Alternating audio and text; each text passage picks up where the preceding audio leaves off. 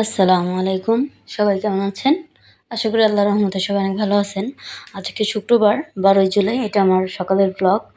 তো ঘুম থেকে উঠতে আমার 10টা বেজে গেছে।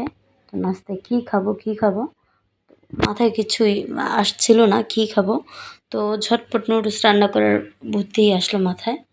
বাসায় নুডলস ছিল, ডিম ছিল, সবই ছিল, কিন্তু কাঁচামরিচ ছিল না। তো এখন কি নুডলস খাবো না? তো কাঁচামরিচ ছাড়াই শুকনো মরিচ দিয়েই নুডলস খাইছি।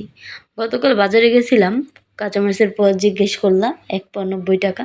তো দাম শুনে ভয়ে আমি আর কাঁচামরিচ নেই নাইকা।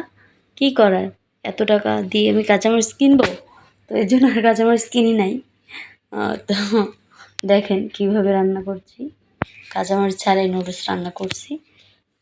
আমার ছেলে খুবই পছন্দ করেছে, হাজব্যান্ড অনেক পছন্দ করেছে। তো খারাপ বলে না কখনো খাবারকে।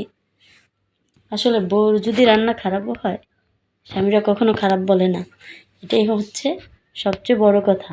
তো ভিডিওটি কেমন লাগলো জানাবেন।